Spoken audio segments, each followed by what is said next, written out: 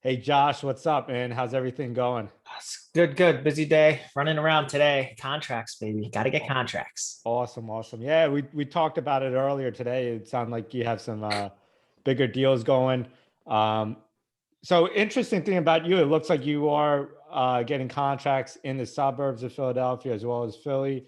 Uh, it seems like you do a lot of stuff in New Jersey, North Jersey, and New York as well. So I wanted to talk a little bit about your business today, how you set up your business, and what your overall thoughts about the market is and how you're going to play the market going forward. So I guess number one, I guess I want to kind of hear about your day. I want to know what you did today, what you got locked up today, and then want to know if I can buy it. Okay, cool. So yeah, I had a lead. So first and foremost, I'm not normally in the field every day. But I had a lead come across my desk late last night. Got in contact with the lady.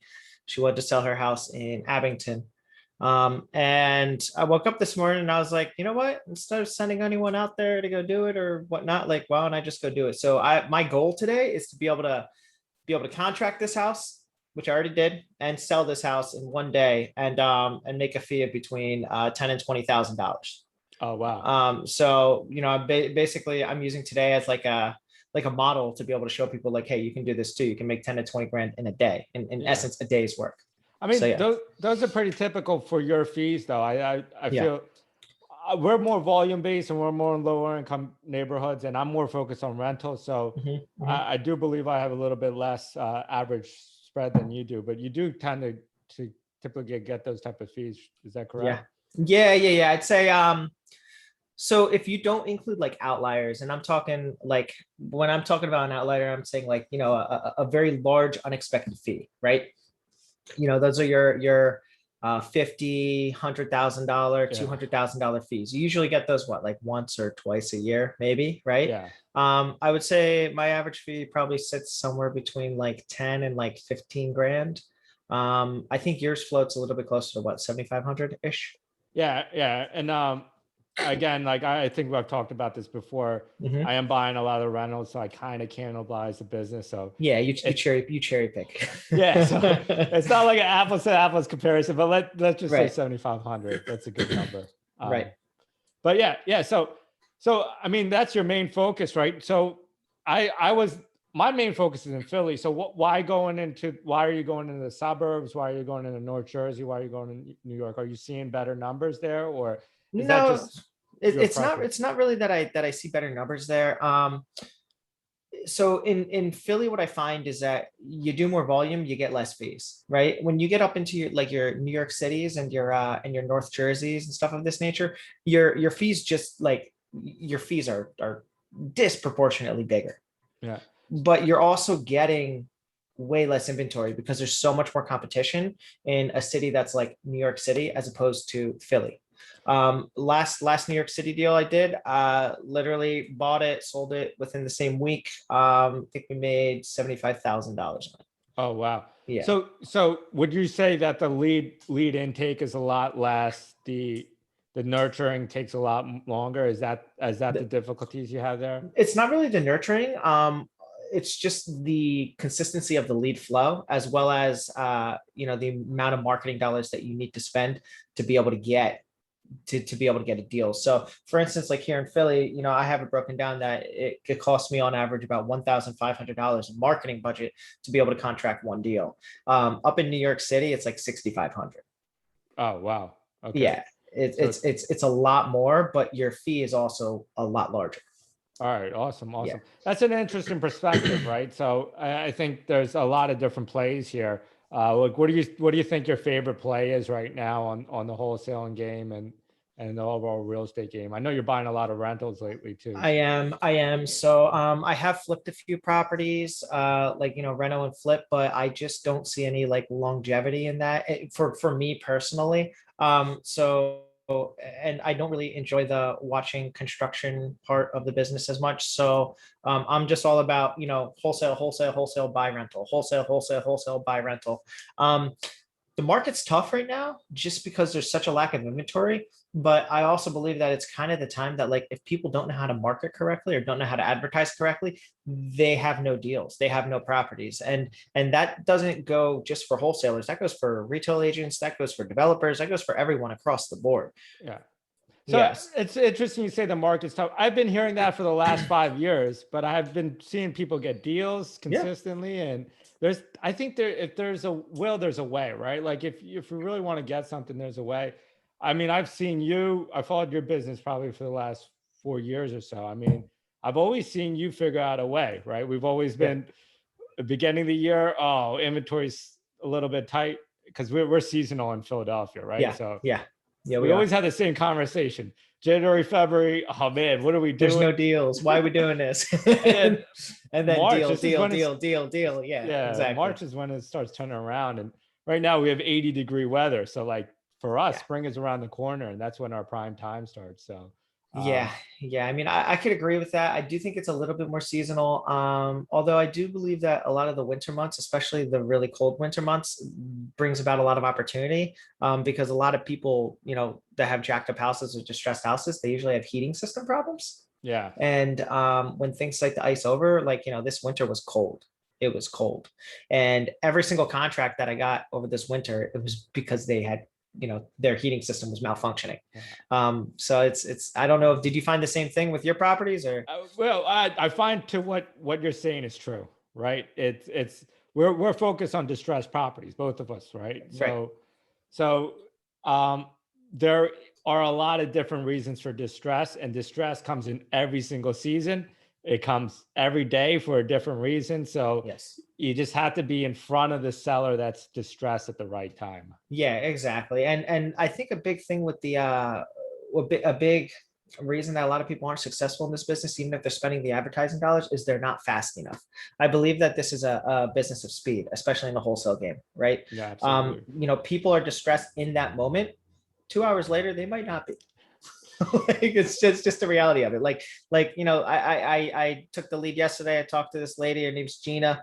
Seemed very nice. Told me what she wanted for the house. She wanted 200. The cheapest thing that I saw that had sold on the MLS in the last 9 months was 240, same size. And what do you think about the condition of the house? So the house is a hoarder house. It's absolutely disgusting. I'm talking from the ground to the ceiling with filth, every single room, the entire house. But the thing is, you walk through it and you look past the filth and you're like, holy crap, her heating system is only like, her furnace and there's like only like 2 years old.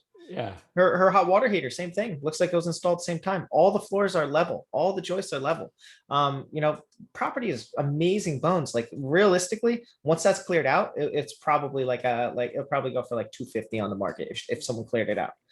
Just cleared it out. Yeah. Is that a potential wholesale for you then, or do you think? No, I don't want to wholesale it. I don't want to wholesale it. I mean, I could, but I really don't feel like covering like the transfer twice and going through the whole BS twice. I mean, I think this is as easy as making probably like 2 or 3 phone calls, probably one to you. Yeah.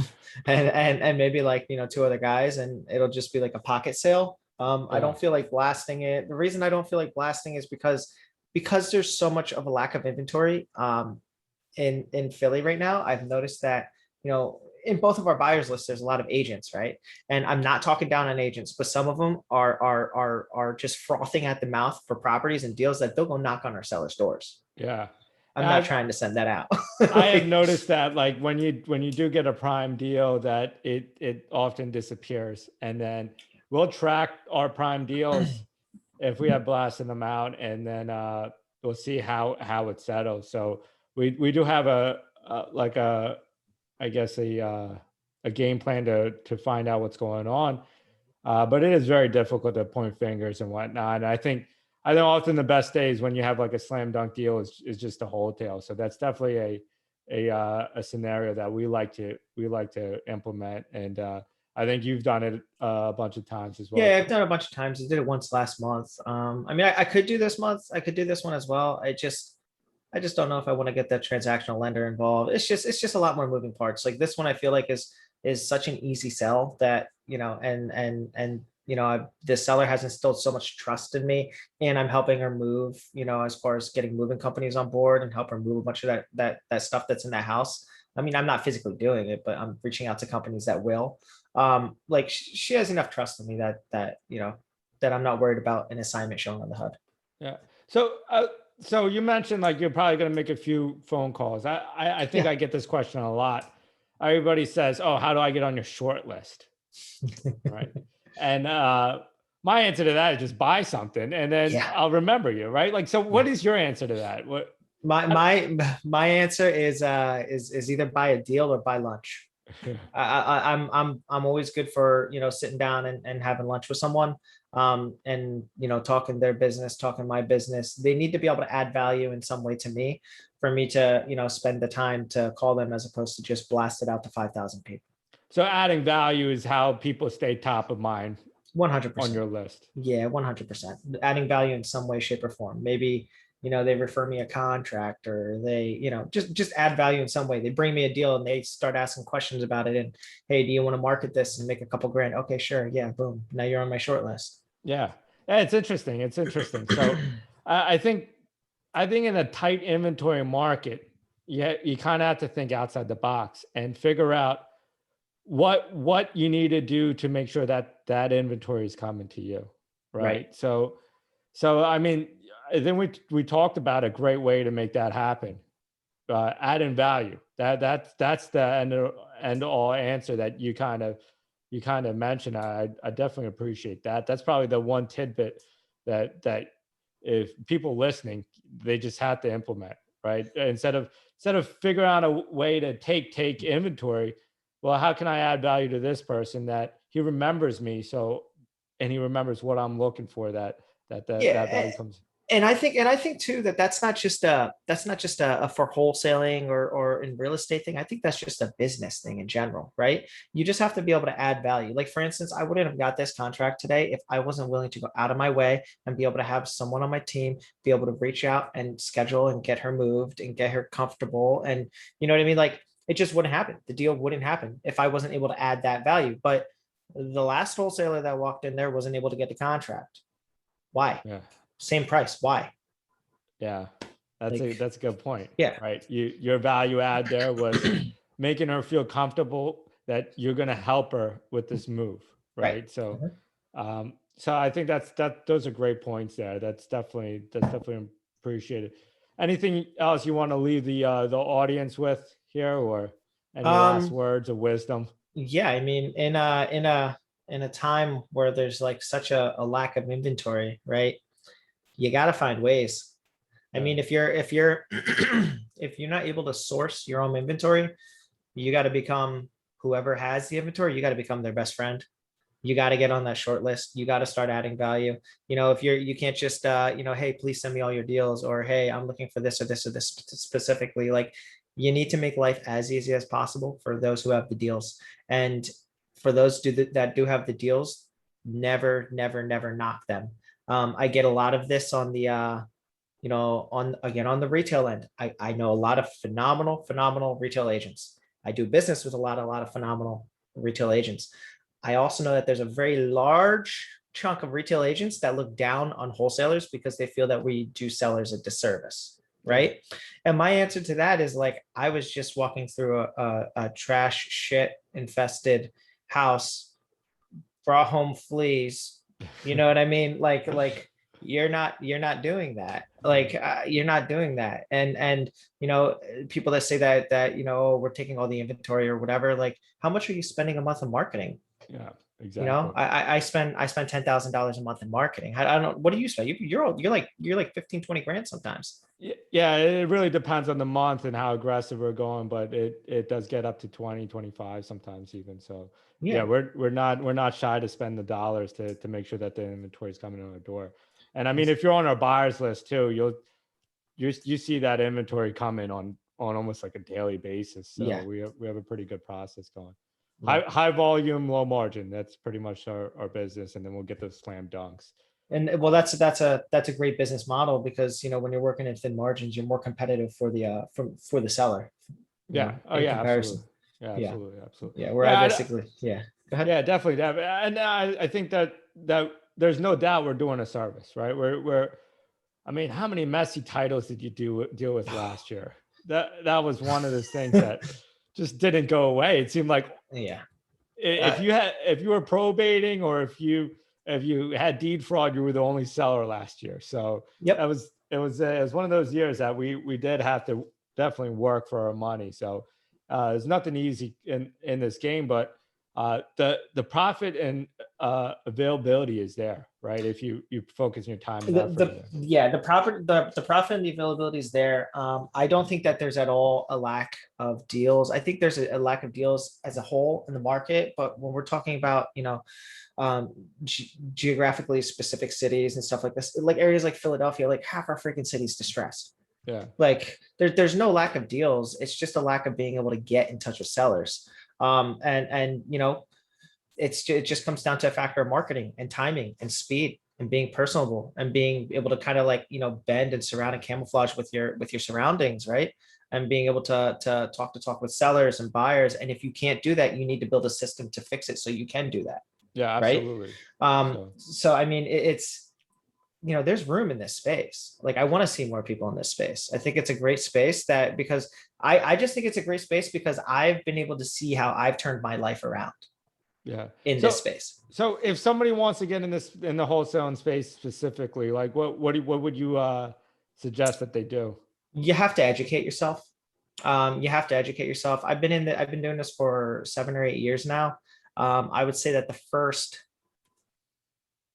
3 to 4 years was really just like I'll call it an education because I wasn't making as much money, right? But then once you figure it out and you get the systems and you implement, like you can make obnoxious amounts of money in short periods of time.